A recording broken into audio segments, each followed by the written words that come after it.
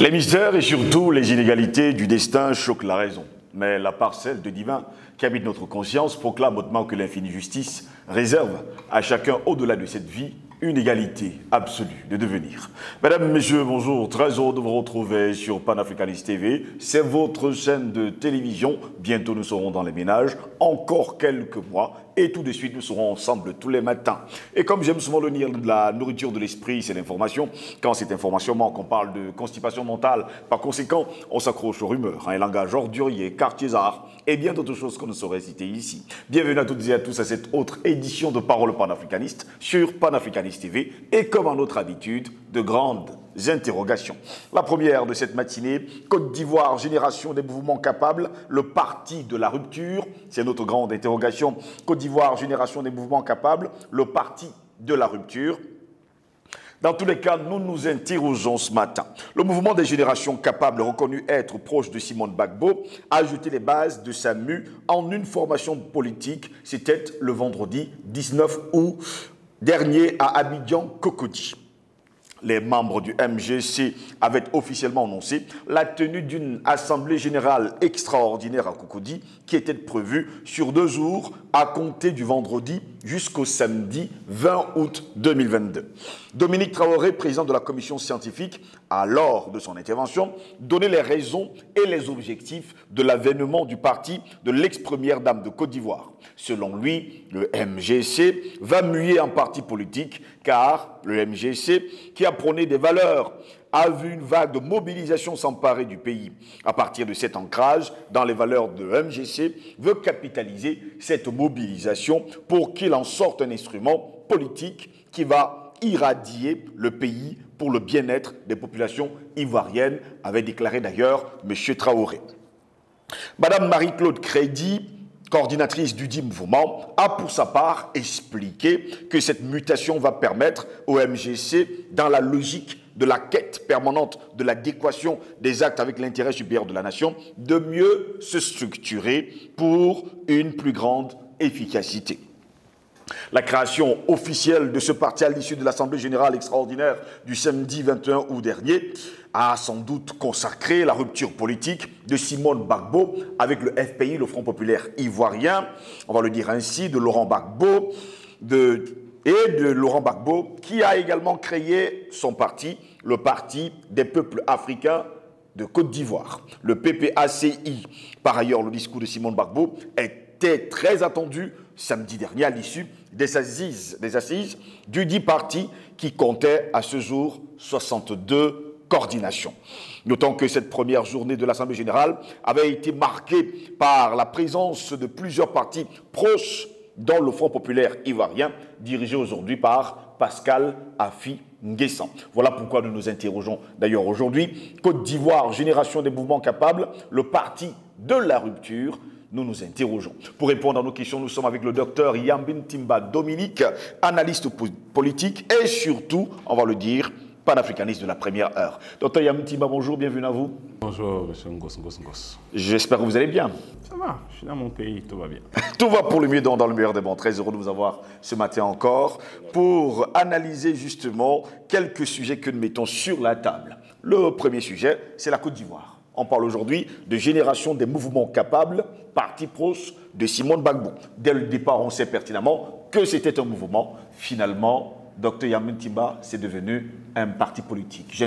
Je pose dans cette question, est-ce le parti de la rupture? Cela peut paraître comme cela, mais est-ce que c'est vraiment le fond du problème? Ou alors, devrions-nous essayer de voir dans ce que dit ce parti lui-même, pour savoir si c'est vraiment un parti de la rupture? La vérité est qu'en 2021, lorsqu'il lance le mouvement des générations capables, les objectifs, tout au moins ce que nous avons entendu, laissaient croire clairement que ça se muerait en parti politique, parce que vous ne pouvez pas avoir des objectifs aussi prononcés de structuration de la société, de réorganisation de la société, si vous n'êtes pas un parti politique. La difficulté a été d'aller sur le terrain, d'avoir les appuis nécessaires. Et je crois qu'avec les 62 coordinations qu'ils ont aujourd'hui, ils ont trouvé les appuis qu'il leur fallait pour se muer en parti politique. Il pose le problème des valeurs en Côte d'Ivoire. Oui. Mais en fait, nous sommes contents de voir que, il faut être content de voir que c'est un problème de fond qui est soulevé, ce problème des valeurs qui est un problème de toute l'Afrique. Donc, on va trouver là des interpellations fondamentales qui sont de nature à interroger dès l'année dernière sur les objectifs réels du MJC. Et on comprend donc très bien aujourd'hui que refonder la société, réorganiser la société, qui est un objectif politique et une ingénierie politique, ne pouvait que conduire à la création de ce parti politique. Mais est-ce pour autant un parti de rupture? En réalité, beaucoup de gens se demanderaient rupture par rapport à quoi? Par rapport à qui? Rupture par rapport à Gbagbo, comme ont tenté de le présenter certains médias français, oui peut-être, parce que les gens s'imaginent qu'après la rupture privée, puisqu'ils sont en instance de divorce, il fallait qu'il y ait une rupture politique. Est-ce qu'il faut mettre ces deux choses en parallèle? Je crois qu'il y a beaucoup de spéculations sur cette affaire. Si on revient sur la personnalité de Simone Gbagbo, on comprend très bien que la rupture pour une dame comme celle-là ne pourrait jamais se résumer à une rupture par rapport à Gbagbo, par rapport à un individu, eût-il été son mari. Cette dame ne peut prôner qu'une rupture par rapport à un système. Et c'est, si on peut considérer qu'elle reste constante, parce que on s'attend quand même à ce qu'elle puisse dénoncer tout ce qui fait de la Côte d'Ivoire et de tous les pays où on utilise le franc CFA des sortes de départements de la France. Si on est dans la logique de dénonciation de ce système, oui, dans ce cas, évidemment, on comprend qu'elle reste cohérente avec elle-même, avec la Simone Gbagbo qui a cofondé le FPI. Et l'on peut noter la présence du FPI, mais le FPI de Afingue s'arrête-t-il encore le FPI de Simone Gbagbo dans les années 80-90? Si c'est le même FPI, alors nous sommes plutôt dans la continuité. Il n'y a pas de rupture, puisque le combat n'est pas achevé. Et je pense que le monde médiatique a tôt fait de parler de rupture, mais surtout de rupture par rapport à Laurent Gbagbo et par rapport au regard de leurs démêlés familiaux aujourd'hui. Je crois qu'il faudrait qu'on considère qu'il y a une certaine cohérence dans la démarche de Mme Gbagbo et que cette cohérence vise à dire le système en place n'est pas le bon pour la Côte d'Ivoire. Il a généré de la dépravation sexuelle et des mœurs de manière générale. C'est pour ça qu'il parle de valeurs, une dépravation des mœurs. Il a généré de la violence politique. C'est pour ça qu'elle dénonce les élections qui sont entachées de violence et de fraude. Et ce système-là a mis la jeunesse dans le chômage et dans la précarité, le pays dans la pauvreté et dans l'impasse. Oui, dans ce cas, elle est dans son schéma de rupture, mais de rupture par rapport à la France, par rapport à la colonisation. Et oui, dans ce cas, il y a effectivement une rupture, mais pas du tout par rapport à Laurent Gbagbo, qui d'ailleurs, par la création de son PPACI, reste lui-même dans la ligne de rupture qu'ils ont eue lorsqu'ils créaient le FPI. Donc, cette rupture peut s'entendre comme rupture par rapport au système, comme rupture dès la première heure, dès les années 70, qui était une rupture avec la France, oui. Dans ce cas, on peut parler de rupture, mais vu comme cela, il n'y a rien de nouveau. C'est tout simplement une certaine cohérence dans le temps que cette dame-là exprime. Pendant ce temps, beaucoup de personnes parlent aujourd'hui de stratégie. Est-ce une stratégie pour se préparer pour l'élection présidentielle de 2025, le PPACI et aujourd'hui le MJC? Est-ce que c'est une stratégie pour engranger encore des voix pour 2025? Une stratégie, oui, mais on peut y voir également, on peut avoir le sentiment d'une faiblesse dans cette stratégie. Parce que, vous savez, si Winnie Mandela avait fondé un parti politique, je ne suis pas tout à fait sûr que cela aurait permis à l'ANC de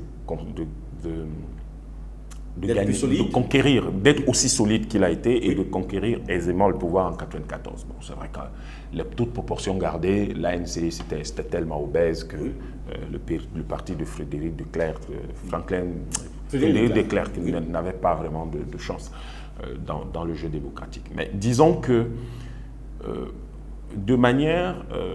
il y a deux choses qu'on peut considérer. On peut considérer qu'on est en plein entrepreneuriat politique et que ce n'est pas parce que le marché vous donne parfois le sentiment d'être saturé qu'une nouvelle offre avec une innovation suffisante, avec des incitations assez intéressantes et un marketing de qualité ne va pas trouver sa place. Oui. Ça, on peut imaginer que ça puisse arriver. Nous pouvons penser aujourd'hui que des plus grandes marques de boissons qui existent dans le monde, qui seraient nées à la fin des années du siècle, du 19e siècle ou pendant le 20e siècle, ne sont pas arrivées dans un marché vide. Il y avait d'autres produits, mais elles ont su trouver leur place. Et donc, il est fort possible qu'en termes d'entrepreneuriat, cet acte d'entrepreneuriat politique de Mme Gbagbo pourra trouver sa place. Et qu'il y aura peut-être une rude concurrence en face, il y aura une vive résistance du marché, mais après, stratégiquement, oui, elle peut y arriver. Et à côté, peut-être qu'on aurait pu imaginer qu'une alliance des forces du PPACI et du MGC aurait constitué une base beaucoup plus large et une capacité beaucoup plus importante de conquérir le pouvoir avec beaucoup plus de facilité. Donc, parce que cet émiettement de l'espace politique n'est pas toujours la solution, pour autant qu'on ne soit pas d'accord sur 2 ou 3 choses. Parce que là, le FPI, au fond, se retrouve aujourd'hui être éclaté en 3 parties. Le FPI lui-même, Afin Guessan, le PPAC de Laurent Gbagbo, et puis le MGC de Simone Gbagbo. Or, quand on se souvient des élections de 2000, où le FPI n'était pas forcément le favori, le parti favori, mais a pu quand même tirer son épingle du jeu en jouant sur justement à la fois cette proposition de la rupture, mais également sur la demande sociale de la rupture que portait dans le FPI, eh bien, il est fort possible que le discours de ces 3 FPI Children, de cette époque-là, oui, deviennent, si pas cacophoniques, mais qu'ils deviennent discordants. Parce qu'ils vont peut-être essayer de dire les mêmes choses, ils ne vont pas avoir le même vocabulaire, mais on va se retrouver dans une situation où ils disent la même chose et ils sont obligés de se crier dessus d'abord entre eux, pour que ce soit, chacun ait le sentiment que c'est son discours qui est entendu, qui est audible et qui est le mieux structuré. Alors qu'on pouvait s'imaginer qu'en se mettant tous ensemble, ils auraient pu avoir un discours plus cohérent, une capacité, une force plus percutante et donc beaucoup plus de chances de conquérir le pouvoir en 2025, puisque de toutes les façons, on ne crée pas un parti politique pour aller à la plage. On crée un parti politique pour conquérir le pouvoir. Et le MGC a pour objectif clair et précis, quand on regarde son discours, la conquête du pouvoir en 2025. Donc c'est une stratégie effectivement pour Mme Gbagbo d'entrer dans le jeu politique et de se lancer dans la compétition politique. Mais la question que nous lui posons, que nous posons au président Gbagbo, que nous posons à Pascal Afin Guessan, c'est: est-ce qu'il est possible que qu'il y ait une fusion, une fusion, une alliance, une coalition, quelque chose qui puisse se faire pour que cela donne plus de force justement à l'idéologie de la rupture par rapport au système colonial et néocolonial, et en réaction à tout ce qui se fait à travers le monde aujourd'hui et dont nous parlons peut-être une autre fois, mais qui consiste à dire que l'Afrique est quand même sous des menaces extrêmement graves et que l'émiettement de l'Afrique, déjà sur le plan politique, est une faiblesse que nous présentons au monde et qu'il est temps de pouvoir fonctionner toujours de manière groupée, rassemblée, unie, qui nous donne une capacité plus grande de résistance et une percussion beaucoup plus puissante. Jusqu'à preuve de contraire, Simone Gbagbo est quand même une grosse pointure en matière de politique du côté de la Côte d'Ivoire. Laurent Gbagbo également. On sait que les deux, ce sont eux qui ont formé d'ailleurs le Front populaire ivoirien, le FPI, qu'aujourd'hui Pascal Afin Guessan s'est chargé en tout cas d'émietter. De 80 à 90 jusqu'aux années 2000, début des années 2000, ces deux personnalités, je parle bien sûr de Simone Gbagbo et de Laurent Gbagbo, étaient de très grosses pointures. Est-ce qu'on peut imaginer demain, après-demain, que finalement ces personnes se retrouvent pour une place à la présidence de la République? C'est fort possible. Il est fort possible qu'ils se retrouvent en compétition en 2025. Mais ce qui sera pire, c'est qu'ils se retrouvent en compétition tous les 3. Gbagbo, Laurent Gbagbo, Simone Gbagbo et Pascal Afin Guessan, qui se retrouvent tous les 3 à s'affronter pour la place de président de la République. Il est fort possible que les manœuvres du RHDP puissent priver Laurent Gbagbo de la possibilité de se présenter. Mais dans ce cas, Simone Gbagbo risquerait de se retrouver confronté, se retrouver en face de Pascal Affi-N'Guessan. Voilà pourquoi je parle de stratégie. Est-ce que justement, en ce moment-là, si jamais Laurent Gbagbo est écarté justement de cette élection présidentielle de 2025, est-ce que on pourrait imaginer justement que les partisans du PPA-CI puissent voter Simone Gbagbo? On a là un gros problème. C'est une question extrêmement sensible parce que on a l'impression que les partisans du président Gbagbo sont de ceux qui justement soutiennent le divorce. Pas seulement politique, mais le divorce physique, le divorce familial. Et donc, c'est tout l'intérêt et toute la difficulté de cette situation qui nous oblige à être extrêmement prudents, mesurés et réservés sur cette question. Parce qu'il s'agit à la fois d'un drame familial, mais également d'interpellation politique. Donc, tout ça s'entremêle tellement que nous devons faire très attention. Dans une famille, on peut se donner des coups de poing le matin et le soir dîner ensemble. Donc, si un jour il arrivait que finalement Laurent Gbagbo et Simone Gbagbo acceptent de dîner ensemble, d'ailleurs, ils ont dîné hier, donc ils sont peut-être chamaillés le matin, il est fort possible qu'ils puissent dîner encore le soir. Je pense que ce serait un coup politique et familial extrêmement intéressant, un appel à l'unité que les Ivoiriens ne manqueront pas d'apprécier. Mais si d'aventure ils maintiennent leur position de division actuelle, tant sur le plan familial que sur le plan politique, ça aussi les Ivoiriens en tiendront compte. Mais nous espérons vivement qu'ils se réconcilient parce que d'abord en Afrique, il est inapproprié pour les enfants de soutenir la division des parents. Donc nous ne pouvons pas soutenir une chose pareille. Nous pouvons espérer que leur réconciliation et puis leur remise en coopération, en collaboration politique. Et nous ne pensons pas forcément qu'ils vont se remarier. Nous ne pensons pas forcément qu'ils vont... là, ils sont en divorce, je veux dire qu'ils vont retrouver leur vie de couple des années 90, n'étaient que deux, ni qu'ils vont... ils vont peut-être avoir le même parti politique, l'un va dissoudre son parti, mais nous pensons qu'il peut y avoir une plateforme de collaboration qui fasse que peut-être ils renoncent à leur divorce sur le plan familial, et quitte à rester vivre de façon séparée, mais qu'ils y renoncent et qu'ils se réconcilient. Et sur le plan politique, qu'ils mettent en place une plateforme qui leur permette de collaborer pour le bien de ce pays pour lequel ils se sont tant battus. En Côte d'Ivoire, comme en dehors de la Côte d'Ivoire, ils l'ont ressenti dans leur chair, ils ont été en prison, ils ont souffert de sévices corporels. Ce ne sont pas des choses qui sont faciles à évoquer. Donc nous pensons qu'ils peuvent aller au-delà, ils ont la force d'aller au-delà. Et en réalité, Affi-N'Guessan n'a de vie que parce que ces deux-là sont en conflit. Il est une personne à laquelle ils doivent beaucoup, mais il risque de devenir un élément qui va aspirer des voix, qui va aspirer de la capacité politique, alors qu'on a besoin plutôt de réunir cette capacité politique et de s'assurer qu'Affi-N'Guessan joue pleinement son rôle, qui est le rôle de soutien opérationnel fort. Il est qualifié aujourd'hui de traître. Vous savez, je disais tout à l'heure, en famille, on peut se chamailler le matin et dîner ensemble le soir. Donc on peut, il est qualifié de traître, oui, mais ça c'est le passé. C'est un passé qui nous donne des leçons, à savoir, il y a une certaine manière de se comporter avec ses collaborateurs politiques. Mais on peut, à un moment donné, lorsque l'intérêt supérieur de la nation, de l'État, du pays, du peuple le demande, on peut arriver à se dire, on s'est fâché hier, mais on peut dîner aujourd'hui.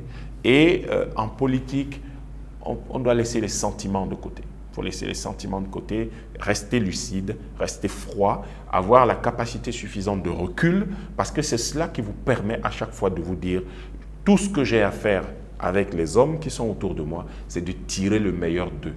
Parce que comme eux, j'ai aussi mes faiblesses. Et donc, si j'ai mes propres faiblesses et que je peux avoir la capacité de les taire, parce que l'une des faiblesses, c'est être impulsif.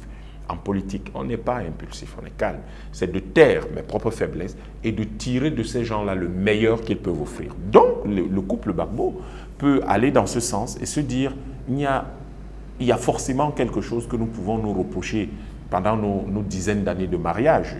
Je n'ai pas toujours été le meilleur mari du monde, elle n'a pas toujours été la meilleure épouse du monde, mais elle a été là et il a été là. Et on a construit quelque chose qui est entré dans l'histoire. Et lorsqu'on a construit, on a atteint ce niveau-là, il est parfois préférable de ne pas arriver à une dislocation totale et définitive. Et je pense qu'ils peuvent le faire, ils peuvent y arriver. Et je crois qu'il y a beaucoup de couples qui ont eu des problèmes, qui se sont étalés dans la presse internationale et parfois qui ont dû faire face à la justice. Oui. Mais il faut savoir, nous avons besoin en Afrique d'une réconciliation de cette loi pour que la rupture prônée par Laurent Gbagbo et Simone Gbagbo depuis les années 70 et à laquelle a adhéré Afi N'Guessan qui a consacré sa vie, eh bien, que cette rupture-là enfin puisse se produire. C'est ce que nous pourrions leur demander et c'est ce qui semble la voie la plus efficiente pour les trois, pour que leur destin politique finalement ait une fin heureuse. Que l'un des trois arrive au pouvoir ou si ce n'est pas leur fils Blé Goudé, là encore je vous parle de choses qui restent les mêmes. On peut se fâcher le matin, on dîne ensemble le soir. Et c'est ça qui doit guider notre action politique et tout notre comportement en politique tant que nous y sommes. Donc pour vous, diviser, c'est sûr qu'ils seront perdants en 2025. C'est presque acquis. Parce que si de l'autre côté, ils sont en face des gens qui ont eu 10 ans, aujourd'hui 12, pour reconfigurer la société ivoirienne et pour se l'aliéner. Il est clair aujourd'hui que si vous demandez à la plupart des jeunes gens qui sont entre 20 et 35 ans, ce qui s'est passé il y a 10 ans, la plupart ne savent même pas ce que c'est. Ils n'ont pas une parfaite connaissance de ce que c'est. Or, ces gens-là constituent l'essentiel de l'électorat. Mais ils ont toujours présent en mémoire la figure de Gbagbo et la figure de Simone Gbagbo. Donc, ils n'ont pas encore les détails de ce qui s'est passé, parce que certains n'ont pas forcément cherché, parce que entre-temps, leur carrière, leurs études, tout ça les a éloignés. Et la reconfiguration nationale, quand vous regardez le type de chaîne de télévision qu'il y a en Côte d'Ivoire aujourd'hui, vous regardez le type d'activité qu'il y a en Côte d'Ivoire aujourd'hui, vous constatez que tout est fait par le gouvernement en place pour les éloigner de l'histoire, de leur histoire, surtout de leur histoire récente. Oui. Et donc, pour que... c'est un atout, c'est un atout important pour l'ancien couple présidentiel qui peut être mis sur la table pour pouvoir s'aliéner l'électorat dont ils ont besoin pour conquérir le pouvoir. Il ne s'agit pas d'avoir Gbagbo au pouvoir ou Simone Gbagbo au pouvoir ou Pascal Afi N'Guessan au pouvoir ou forcément Blé Goudé au pouvoir, mais il s'agit d'avoir au pouvoir la rupture. Il s'agit que la Côte d'Ivoire soit dans une attitude de rupture. Et la rupture, ça veut dire que ceux qui sont au pouvoir aujourd'hui n'y soient plus. Or, pour qu'ils n'y soient plus, il faut qu'il y ait une force puissante qui vienne et qui puisse les sortir de là. Nous devons toujours nous assurer que lorsque les gens sont au pouvoir en manipulant les outils d'État, comme la télévision, la radio, la presse, l'école, etc., ils finissent par mouler le peuple d'une certaine façon. Et cette opportunité, ou disons cet atout, pour le moment, oui. les trois partis issus du FPI des années 90, 2000, début des années 2000, malheureusement, ne les ont plus. Il faut donc que leur atout majeur, qui est leur unité, leur regroupement, l'alliance de leurs forces puisse porter la Côte d'Ivoire. Parce qu'aujourd'hui, quand vous regardez le nombre de coordinations que tous ces partis peuvent mettre ensemble, le nombre de militants qu'ils peuvent mettre ensemble, les figures, la puissance des figures que ces gens-là peuvent mettre ensemble, eh bien, vous constatez qu'ils représentent tous les trois réunis une force politique redoutable. Le problème, c'est qu'ils sont émiettés. Et le problème, c'est qu'ils se lancent des petits mots, des petits pics qui peuvent perturber la compréhension que l'électorat a de leur programme politique. Alors qu'en se mettant ensemble, il n'y aura plus ces pics-là, il n'y aura plus ces affrontements, ces surenchères verbales qui sont complètement inutiles et qui les détruisent et les fragilisent. La chose dont ils ont besoin aujourd'hui, c'est de pouvoir être capables de se donner les moyens de conquérir la Côte d'Ivoire, de se partager le pouvoir et de pouvoir avancer, parce que l'objectif ultime qui est la rupture est un objectif panafricain que nous saisissons au vol, et nous espérons leur parler dans le cadre du mouvement des 10 000 élus panafricanistes pour leur expliquer à quel point nous espérons que la Côte d'Ivoire sera au cœur de ce dispositif et de ce mouvement-là qui doit pouvoir ramener l'Afrique aux Africains. Et ça, c'est la vraie rupture que Laurent Gbagbo et Simone Gbagbo prônent depuis les années 70. Il serait dommage aujourd'hui que nous ne soyons plus dans cette rupture et que nous soyons plutôt pris dans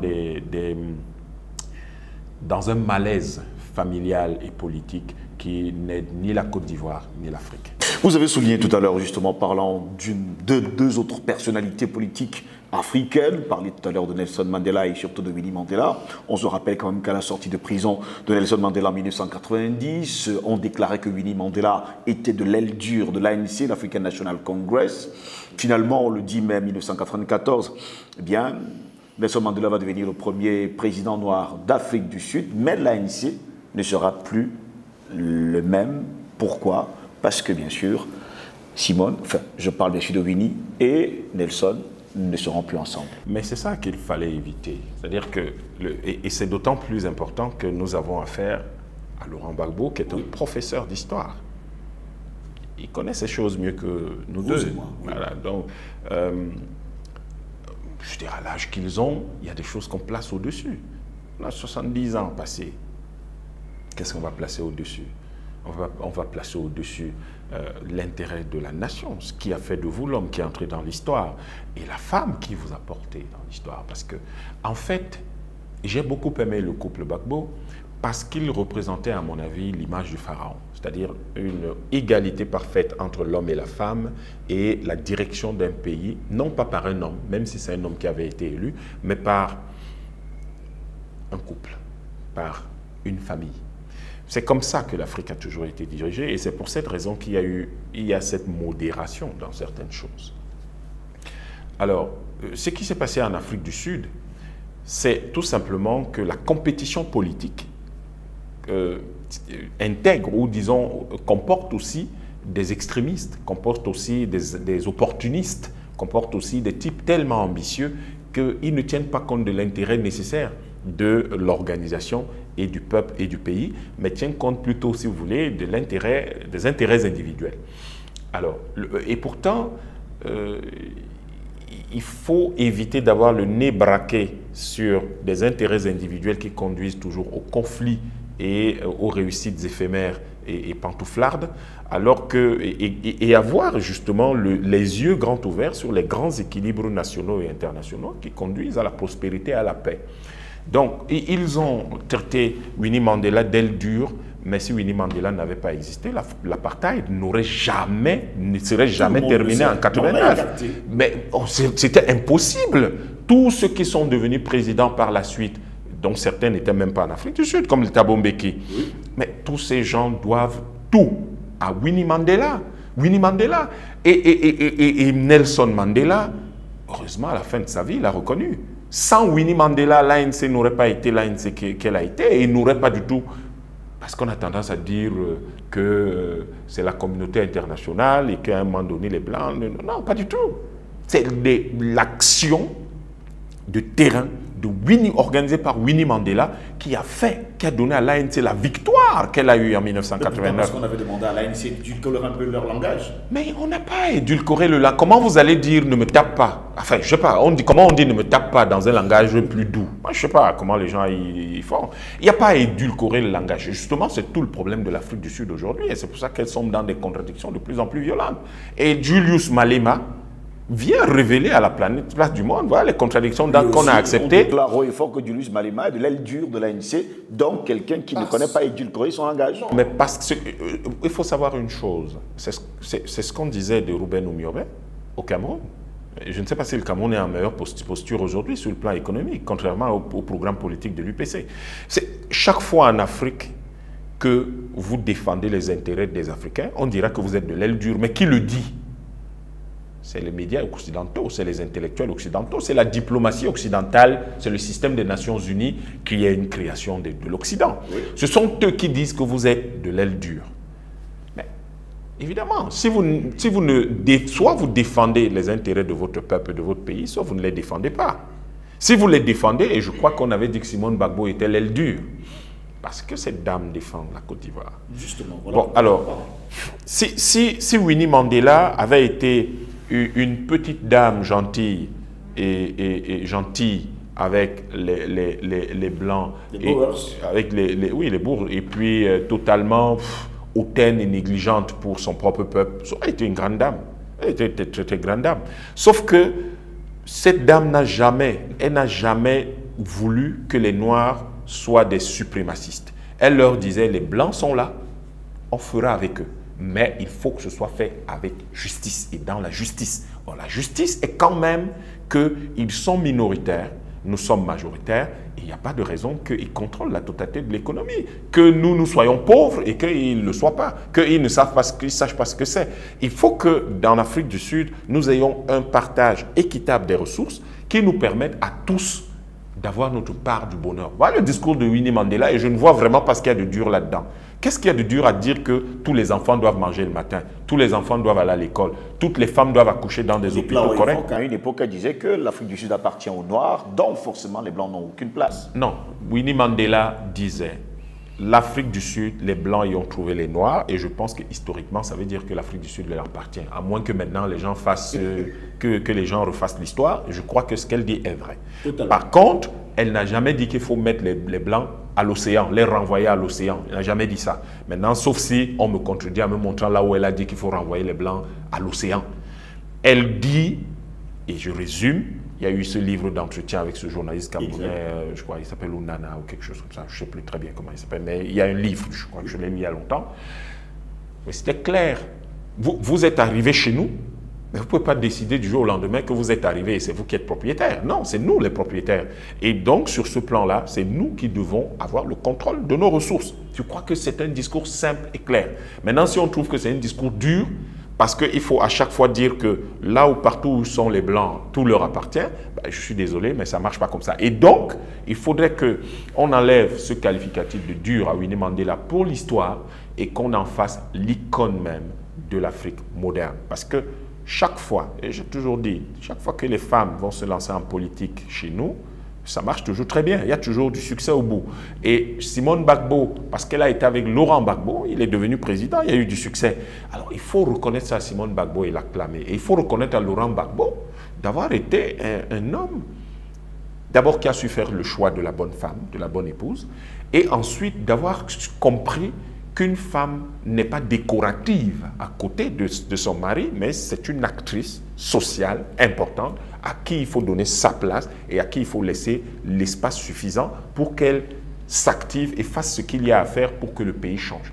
Et je crois qu'aujourd'hui, nous devons, ce qu'on aurait pu attendre quand même, on avait espéré, hein, c'était notre espoir, c'est qu'à la sortie à sa sortie de prison, eh bien, il retrouverait Maman Simone et que lui, Papa Laurent, ils se mettraient ensemble et ils recommenceraient leur vie en tenant compte des nouvelles contraintes comme la deuxième épouse ou les contraintes politiques. Parce qu'ils avaient justement la pleine connaissance de ce qui s'est passé en Afrique du Sud à la sortie de prison de Nelson Mandela et qu'ils allaient éviter le spectacle du divorce que nous voyons aujourd'hui et qui nous bouffe du temps, de l'énergie, des ressources, tout comme à eux, alors qu'on aurait pu consacrer tout ça à construire la Côte d'Ivoire et à chercher à reconquérir le pouvoir pour justement réaliser la fameuse rupture que tous les deux avaient prônée depuis la création du FPI, mais même bien avant dans les livres que Laurent Gbagbo et dans ses enseignements depuis les années 70. Donc c'est ça que nous attendons d'eux et nous espérons, je le dis encore, qu'ils vont se réconcilier et que cette réconciliation, ils vont s'entendre en tout cas, qu'ils vont s'entendre et qu'ils vont nous permettre, nous les jeunes Africains, de pouvoir conquérir la Côte d'Ivoire et dans le cas de notre mouvement 10 000 élus panafricanistes, de placer tous ces gens-là qui sont des panafricains qui ont envie que la rupture prônée par Gbagbo se réalise et qu'enfin l'Afrique devienne souveraine. Et je crois que c'est dans la devise du parti voilà, je crois que c'est et MGC également. Donc cette souveraineté et ces choses-là qui se recoupent, qui se retrouvent, nous indiquent qu'il y a de l'espoir pour une plateforme commune entre ces trois-là. Merci à vous, Dr Yamtima, d'avoir été des nôtres. Ben, c'est moi qui vous remercie. Mesdames, Messieurs, au plaisir de vous retrouver très prochainement. Restez sur Panafricanist TV. L'information est en continu sur notre chaîne. Bonne journée à toutes et à tous.